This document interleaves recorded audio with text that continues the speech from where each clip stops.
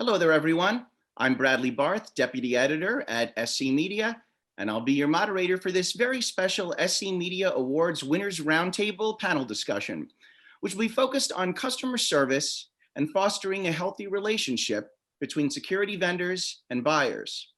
Today, I'll be asking a group of esteemed panelists to explain what security solutions providers and the end user organizations that purchase their solutions can do to mutually help each other elevate their relationship. What top customer service features should vendors be offering their clients? What can the end user community do to better communicate their needs? We hope this session gets to the bottom of some of these questions today. But first, let me introduce our speakers. First, we have with us Hossein Ghazizadeh, also known within the four walls of his company. They call him Haas. He's Chief Services Officer at Barracuda Networks, which is a leading provider of security, application delivery, and data protection solutions. And we also have with us Dan Meacham. He is Vice President of Global Security and Corporate Operations, and also CSO and CISO at Legendary Entertainment, the film production company behind some of your favorite movies, including Godzilla vs. Kong, The Dark Knight, and Jurassic World. Dan was selected as winner of SE Media's Chief Security Officer of the Year in our Leadership Awards category. And Haas was named, or Barracuda Networks, for which Haas works, was named for Best Customer Service in our Excellence Awards category. And so thanks both of you for being here, and let's just jump right into it. What do you say? Pleasure to be here. So for starters, I would ask that maybe both of you could define what a healthy symbiotic relationship between customer and vendor looks like. So I'm going to start with you, Dan, because in our run up to this session, you had shared with me a couple of key philosophies that offer insight into this question. Some things along the lines of my breach is your breach, but also help me help you. That's sort of the just a quick version of it, but explain what you mean by those two things and how you define a quality vendor and customer relationship. Absolutely. Well, thank you, Bradley, for the time. And also, Haas, it's great to be with you as well as we navigate some of these different types of discussions. So when we look at how we address the relationship that we have with our partners and vendors and associates, Legendary is a cloud-first organization since about 2013-ish or so. And so with that becomes, our data is in a lot of different places, not just with us. And to that end, we have a lot of respect and a lot of courage, as well as, the foresight in saying, hey, if you're going to work with us, you're having our data in your system that's not in our environment. So we have to have a level of trust that you can help protect that information. And so from the basics of looking at these things is my breach is your breach and your breach is my breach, really hones in on the fact that, if something were to happen at any one of those different types of platforms or solutions that are out there, we're all in it together. And so it's not so much about pointing fingers or anything else associated with that. Is there's a reason why we chose you to be our partner on these different pieces. And then if there is something that happens, we have to work together to resolve it. And by doing that, then really opens up a lot of different things about how we communicate and look at that engagement and how that solution is in play in our organization. And so, it becomes more of a partnership than it is something that we paid a price for and it's there and then we renew it every year. No, we want to make sure that this product is successful and it meets those requirements going forward. And then also there has to be that dialogue and that communication as we see things or you see things that we can work together to find resolution or to better improve the product and the solution going forward. Which then ties into the second part of the conversation that you had mentioned, Bradley, which is, help me help you be successful with your product in my environment. By having a successful deployment and engagement and adoption of that architecture in our environment helps the vendor substantially as well, because then that success builds on itself.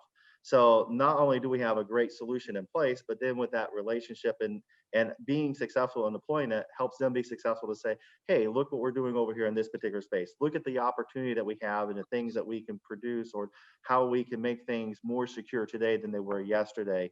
And so some of those philosophies in that partnership really what helps drive our program to success. It's great that we have the point of view and perspective of both an end user organization and then also a vendor organization. So Haas, maybe you could share with us your own personal definition and philosophy on what makes for a strong vendor and customer relationship. Thanks, Bradley. I appreciate. Glad to be here. Thanks, Dan.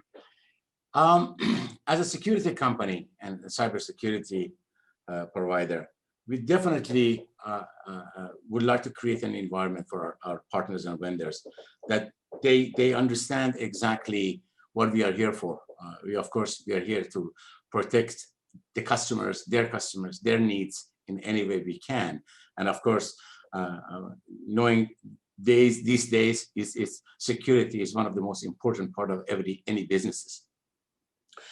Number one of the things that we would like to create between us is a trust, that you trust us for what we're providing for you and what we planning to do for you in order to you accomplish your goals and we be success in our business.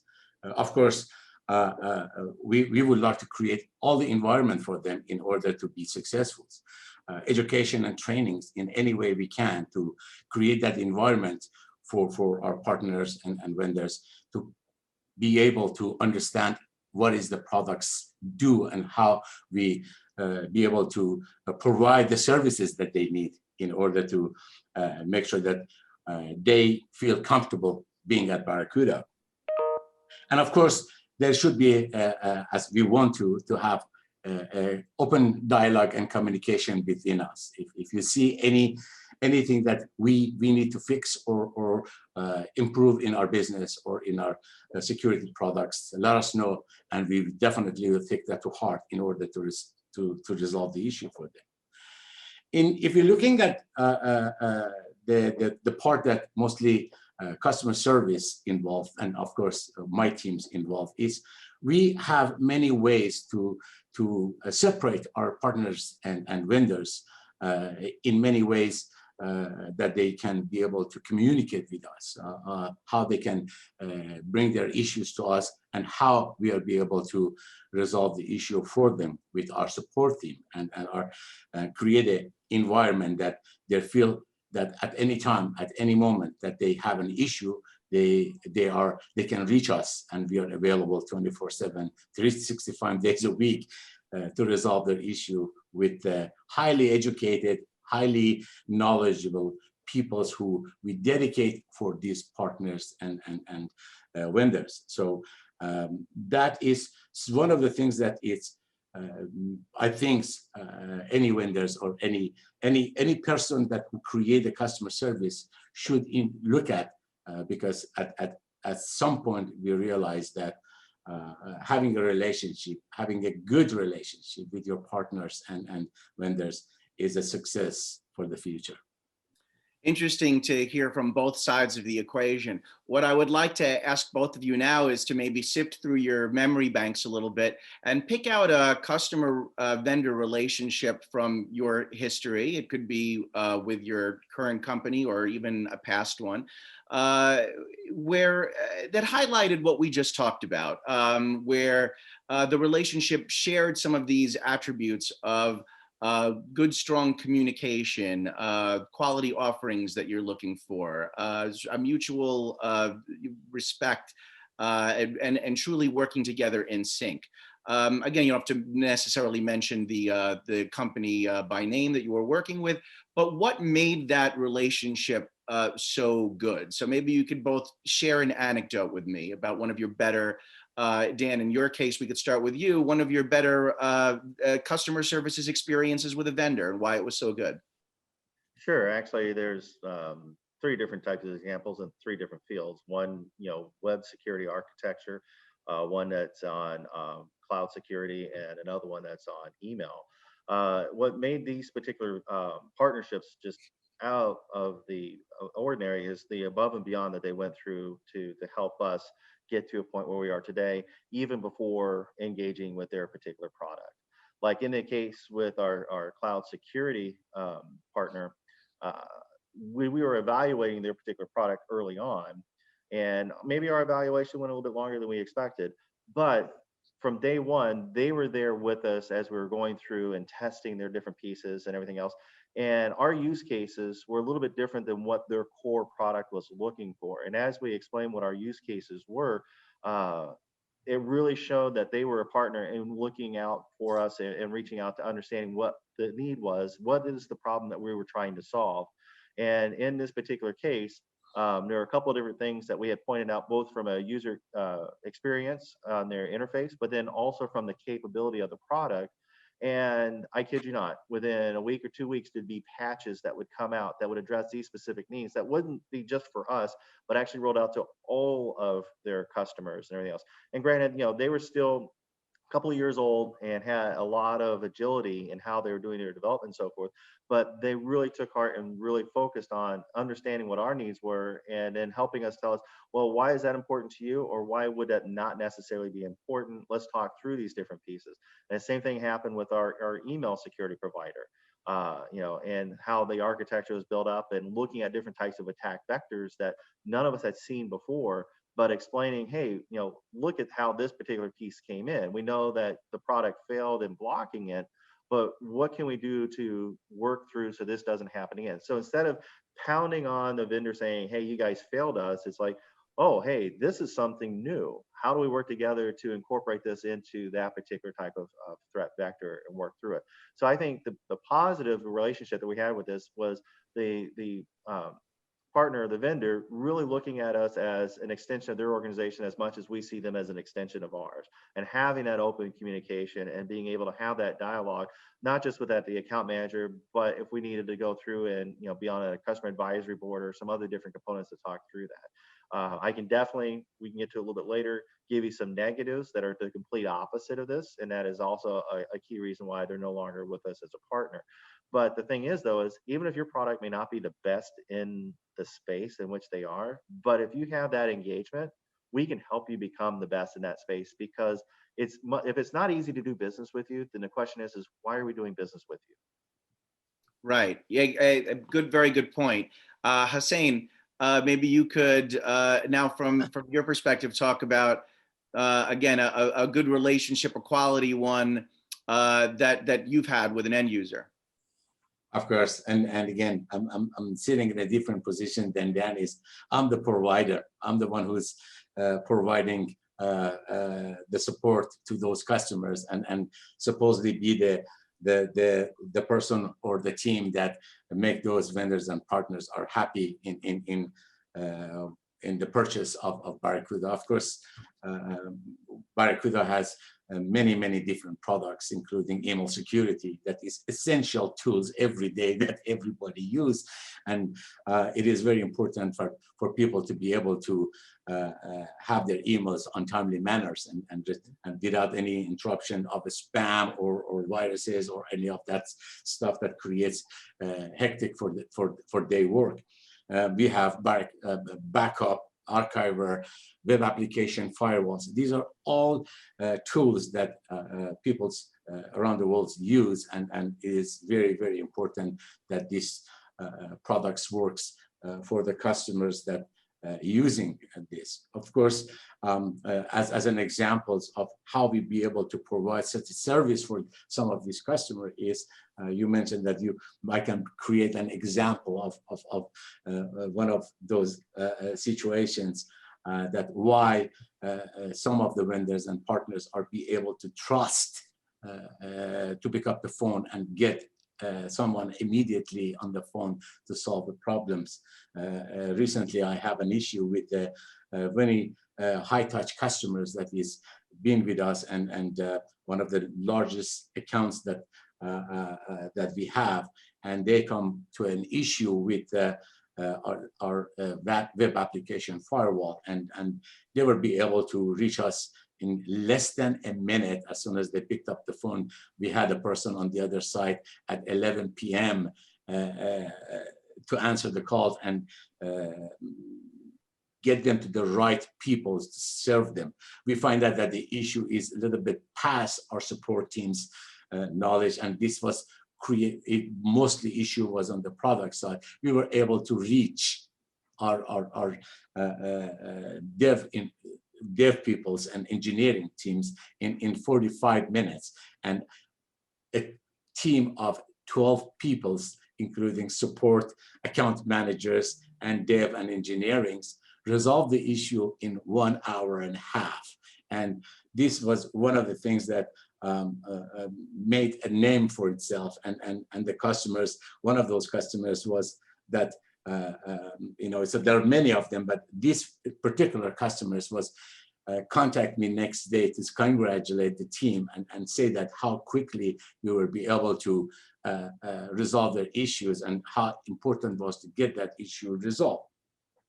So with that, support and customer service is something that many people expect to have with every product that they purchase. But again, it is important for that person who's providing that product to the customers, how to look at the service to those customers, because I personally would like to buy products that have a good service behind it, that I am 100% sure that anytime I pick up the phone or send an email, somebody there to respond immediately. And I'm glad to say that we try to achieve that goals every day.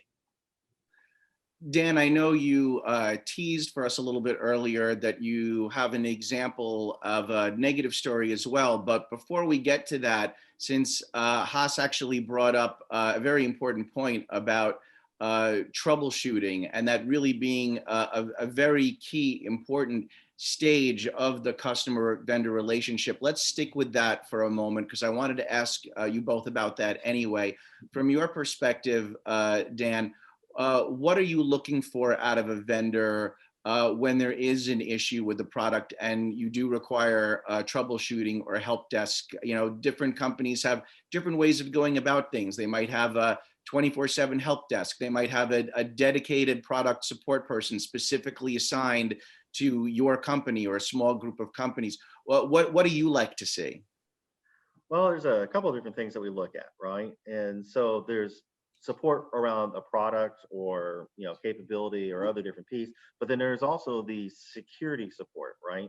So when we look at some of our SaaS applications and so forth, we need to make sure that we have a one sheet card that has the utmost bat phone security escalation when it hits the fan, right? So here's the person that we call, the email and everything else. So you have your normal support chain, but then you have this quick sheet because again, being cloud first, if you have a breach and that breach goes on for 5-10 minutes, that could be terabytes of data that are just gone. And so you have to be able to react fast. And so that's why that one sheet is important. But then also just having the understanding relationship on how to engage the partner on other different pieces and facets within the program for Escalate. So there's a lot of different ways out there that we've seen folks have, hey, this is how you instigate a ticket. This is how you engage us to do other different pieces. The things that have been incredibly successful with us and within our partners, yes, that support function and faculty is incredibly important, but ask yourself, when was the last time that an account manager came out and visited, in person or virtually, and said, hey, let's take a look to see how your system is set up. Let's make sure that you have the latest patch. Let's make sure that you are getting the maximum value of what you're paying for in this particular solution. So yes, there is support on how do I have escalate an issue and everything else like that, but where's the support of the account manager coming out and says, let's take a look to make sure this is set up correctly. Let's make sure your team has the right skills in order to use this capability of the solution to its maximum value. That is incredible support, and we really appreciate seeing that with some of our different partners that we work with today. So that is absolutely critical for us. So Dan, let's transition now to the thing that you had also hinted at a little bit earlier. We talked about naming an example of a positive customer service experience. In contrast, Perhaps now you could supply an example of a negative customer service experience and why, in that case, the relationship, for whatever reason, broke down. Sure. Well, there are some solutions that we use that we're not big enough to have an account manager, so we have to go through somebody else to help support us in those particular spaces. Not going to name names, but I'm sure that there's a lot of other businesses out there that have that same relationship. But in this particular case, we had an email security partner that we had worked with early on. They were really great. They are the best of the best that they had. But as soon as we went out of our 1-year trial that tested them out and everything else and signed a 3-year agreement, it was like crickets. Never heard from them again. And we would send them emails, if not every other week, at least monthly, to saying, hey, why can we only in our quarantine email in your solution, why is it that I can only block 5 at a time and I can only delete 20 at a time of these different emails that are in quarantine, when in quarantine I can select everything and say, hey, this is a safe center and add them to my block list. It's the complete opposite of what you would expect about, hey, let's block these things because they're bad and so forth. And not only that, the user experience looked like it was done on a Spark 2 system. And here we were in the late 2000s, 2015, 2018, and yet they still hadn't updated their user interface from something from 1998.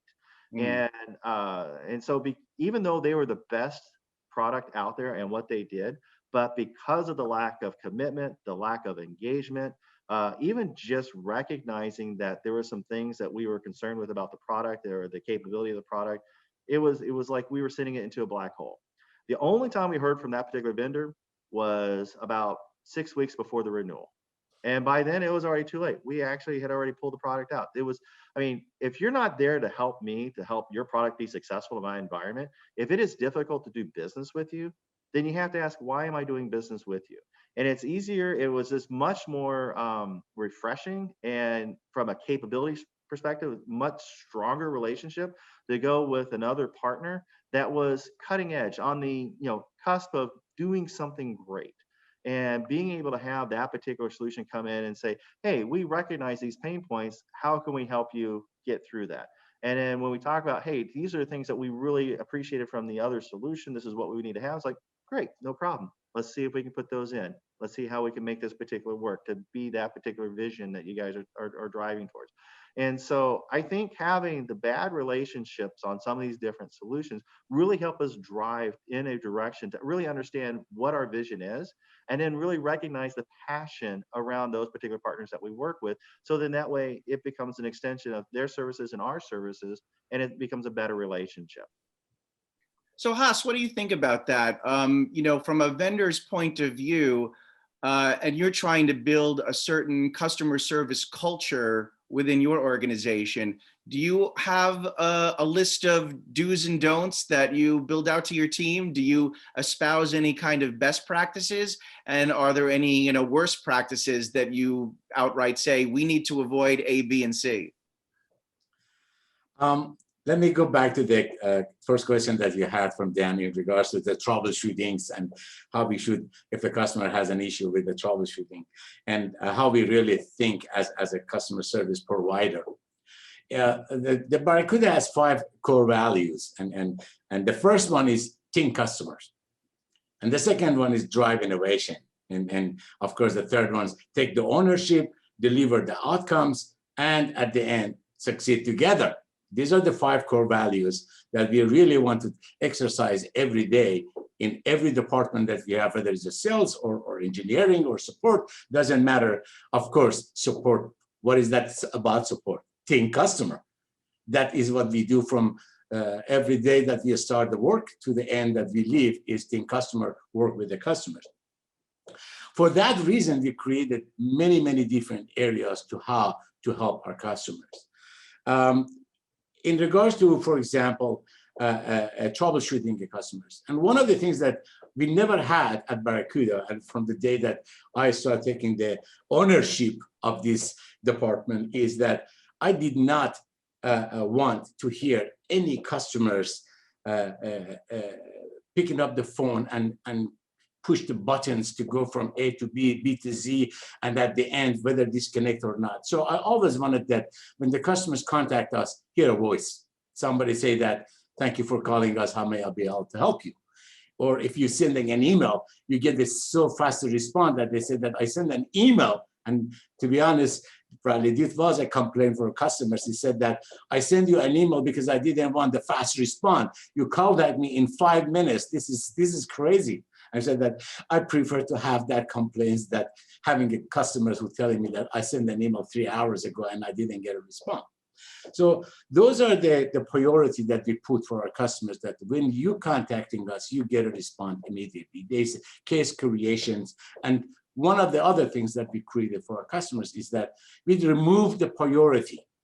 Everything's priority one, regardless of your issue. Doesn't matter whether you have a down system or you have a little question in regards to the product. Every person who contacts us think that I am important, I have a question, my own priority. So that's exactly what we would like to look at as customer. That's why as soon as every customers call us, we create a case for them and we send them to the queue that certain people assigned to those queue. For example, we have reseller queue just for the reseller, distributor, enterprise customers queue. So there are certain people assigned to those queue in the certain tier level to be able to answer to those customers. So those are the important part for making sure that right people do the right troubleshooting for those customers to make sure that they feel that they are in the good hand. And recently, we find out that some of the things that Dan was mentioning, customers need a team to approach them, to make them feel comfortable. That's why I created recently a customer support success within support team. Regardless of the sales has that customer support success, I needed to have that team in order to be able to reach to certain customers. A good example, any customers who call us 3 times per week for one serial number automatically receive a call from us, a team that find out, is everything okay? We figured out that you contact us 3 times this week. We would like to make sure that you're okay. And 99% of the time customers say that, yes, I needed to have a questions or I needed to do something, all goods and no problems. But that feeling that the customers get in regards that there are people out there that they're supporting the customers and feel feeling that customers need help, make them more comfortable.